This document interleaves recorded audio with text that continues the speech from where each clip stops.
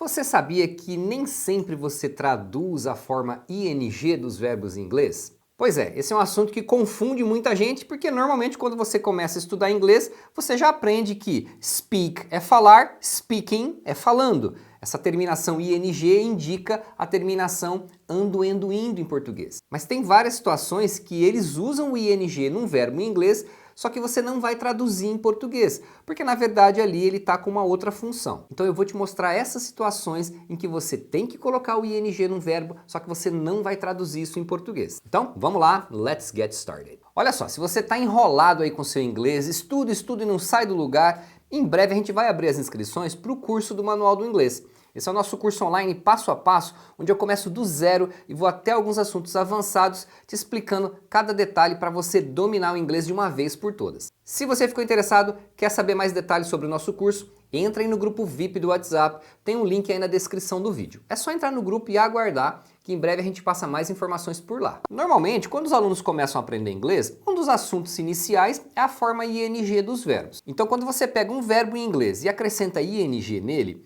você está formando o gerúndio. Então essa forma é chamada de gerúndio. Aí você pega o gerúndio e junta com o verb to be, você vai ter diferentes formas de tempos contínuos. Então você aprende a formar frases como eu estou comendo, I am eating.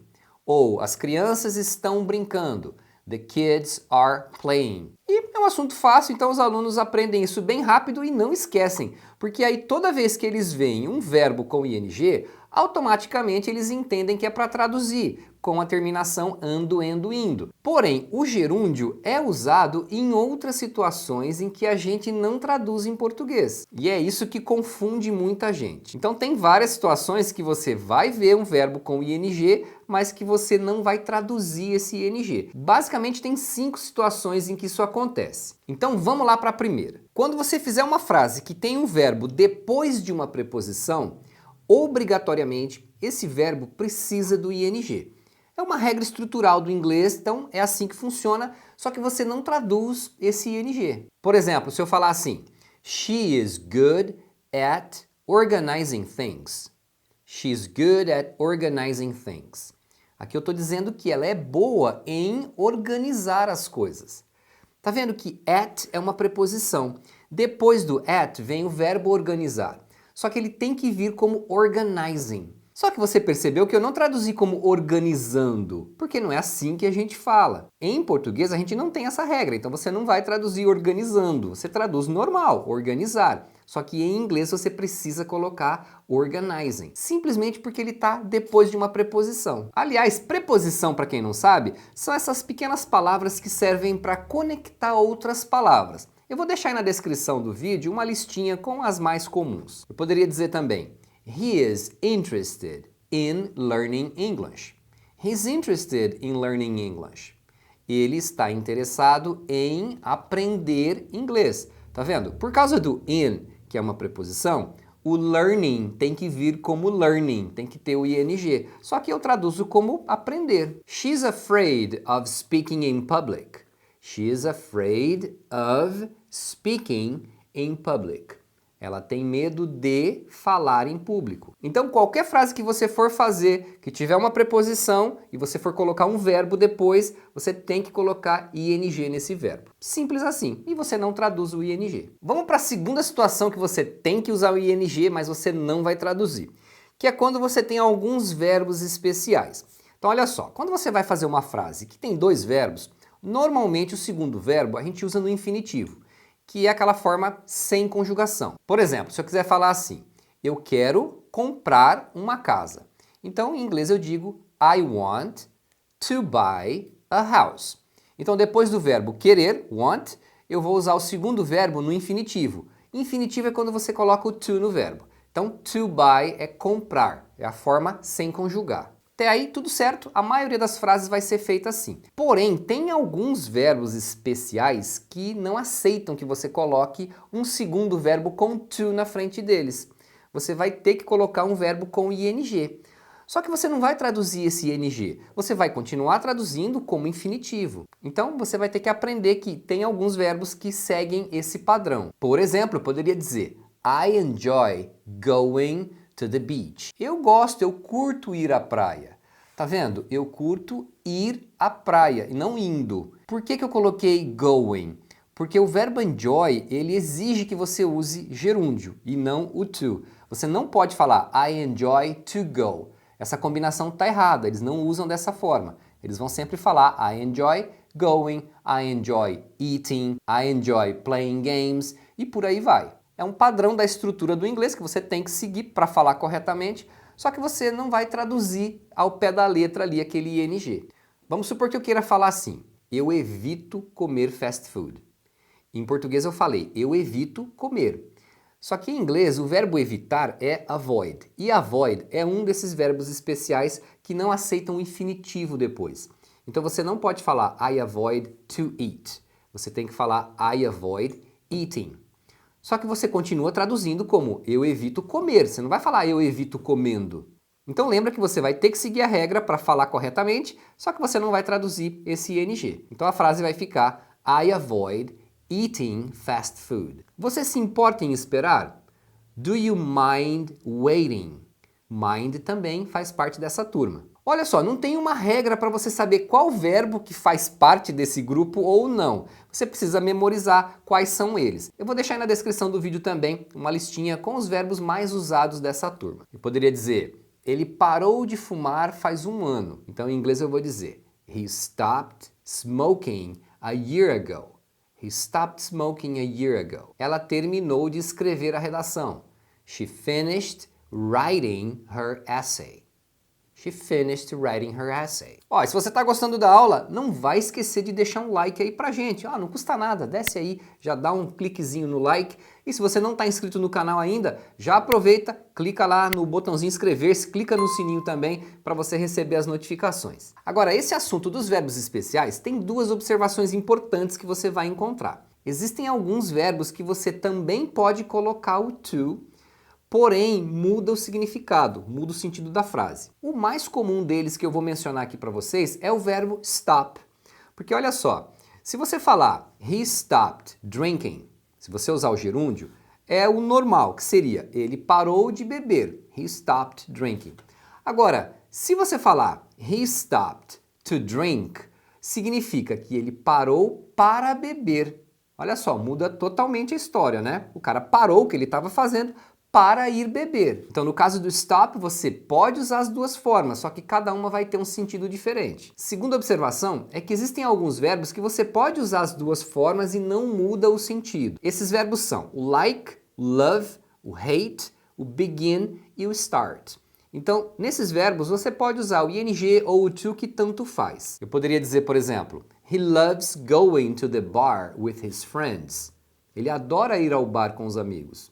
Ou eu poderia falar, he loves to go to the bar with his friends. Então, não tem problema, você pode falar love going ou love to go, que é a mesma coisa. Ó, e antes que alguém comece a arrancar os cabelos aí com tanta informação, aliás, nem dá para aprender tanta coisa assim de uma vez, então você pode e deve voltar nesse vídeo algumas vezes para você ir aprendendo isso aos poucos. Vamos para a terceira situação. Essa terceira situação é o seguinte, quando eles colocam o ing num verbo, eles acabam transformando esse verbo também num substantivo. Parece meio estranho, mas é assim que vai funcionar na frase. Então, como você transformou o verbo num substantivo, você vai poder usar esse verbo como sujeito da frase ou como objeto da frase. Tá, deixa eu dar exemplos que vai ficar mais fácil de você entender. Poderia falar assim, swimming is a great form of exercise. Swimming is a great form of exercise. Então, eu peguei o verbo swim, que é nadar, coloquei o ing, formou swimming. Nesse caso eu coloquei swimming no começo da frase, como sujeito da frase. Então, de nadar eu formei o substantivo natação. A natação é uma ótima forma de exercício. Tá vendo? Em português a gente também faz isso, a gente transforma verbos em substantivos. Só que o nosso jeito tem outras regras. Aí tem um detalhe, olha só. Em português tem muitos verbos que a gente tem uma segunda forma que seria o substantivo equivalente àquele verbo. Como eu falei, nadar e natação. Agora, não são todos os verbos que a gente tem isso em português. Só que em inglês eles fazem isso com qualquer verbo. Então aí quando você vai traduzir, a tradução pode variar, porque em português a gente não tem essa transformação para todos os verbos, mas em inglês eles fazem com qualquer um. Quer ver um exemplo? Cooking is her passion. Cooking is her passion. E aí, como é que você vai traduzir isso? Nesse caso, a gente teria que traduzir como cozinhar é a paixão dela, porque é o ato de cozinhar. Só que em português a gente acaba usando o próprio verbo.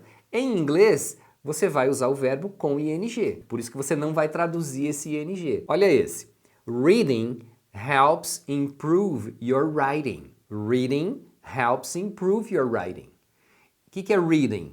Vem do verbo ler. Então, a leitura ajuda a melhorar a sua writing, a sua escrita. Então aqui a gente já tem ler e leitura. Em inglês vai ser read e reading. A gente tem escrever e escrita. Em inglês você vai ter write e writing. A quarta situação é que em inglês eles usam o ing num verbo também para formar adjetivos. Meu Deus, você imaginou que o ing tinha tanta utilidade assim? Por exemplo, she bought a book on cooking techniques. She bought a book on cooking techniques.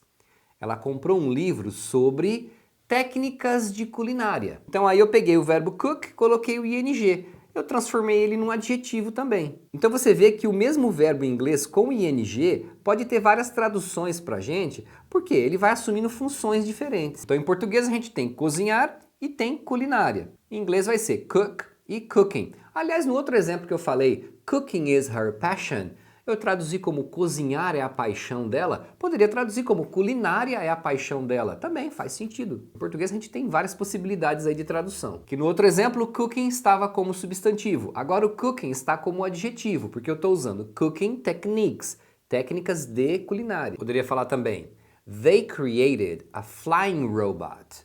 They created a flying robot.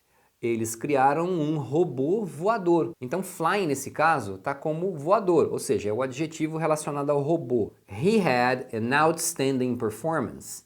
He had an outstanding performance. Ele teve uma performance extraordinária. Então outstanding significa extraordinário, é um adjetivo. Tá vendo que tem o ing? É que como a maioria dos alunos não conhece o verbo outstand, então eles acabam não associando muito com o verbo. Mas você tem aí o verbo to outstand, que é se destacar. E a quinta situação é que existem algumas expressões que devem ser seguidas de gerúndio. Então são expressões que quando você coloca um verbo depois delas, esse verbo tem que ter o ing, mas claro, você nem sempre vai traduzir esse ing. Vou te mostrar aqui 4 expressões que são as mais comuns que você vai ver aí no dia a dia. A primeira é look forward to. Essa expressão significa que você está ansioso, esperando ansiosamente por alguma coisa. Por exemplo, você poderia ouvir assim, I look forward to meeting you. I look forward to meeting you. Tá vendo? Look forward to meeting. Tem que ter o ing. Mesmo que tenha esse to não é aquele to do infinitivo dos verbos. Esse to faz parte da expressão. Ele está aqui só como preposição simples mesmo. Então aqui eu estou dizendo que eu estou ansioso para encontrar você. Eu estou ansioso para conhecer você. Tem ainda a expressão be used to, que significa estar acostumado a alguma coisa. Aí novamente tem um to, mas esse to é como uma preposição simples, faz parte da expressão. Por exemplo, he's not used to waking up early. He is not used to waking up early. Ele não está acostumado a acordar cedo. Então depois do be used to, eu tenho que usar o verbo com ing, waking up. Tem ainda o be worth, que significa valer a pena. It's worth exploring new opportunities. It's worth exploring new opportunities. Vale a pena explorar novas oportunidades. E tem ainda a expressão can't help. Aí você pode pensar, mas can't help é expressão? Então, can't help pode ser usado da forma simples, I can't help you today. Eu não posso te ajudar hoje. Seria o sentido literal das palavras. Mas é interessante que essa mesma combinação tem o sentido de você não conseguir evitar alguma coisa. Por exemplo, eu poderia dizer, I can't help losing things. I can't help losing things. Eu não consigo evitar de perder as coisas. É até fácil saber porque quando for esse sentido, o verbo que vem na frente tem que ter o ing. Até tem uma frase comum em músicas, aliás eu acho que é título de várias músicas, que é I can't help falling in love. I can't help falling in love. Eu não consigo evitar de me apaixonar. Beleza? Depois me diz aí nos comentários o que você já sabia de toda essa história do ing, o que você não sabia e se ainda ficou alguma dúvida. E a gente se vê na próxima. See you next time.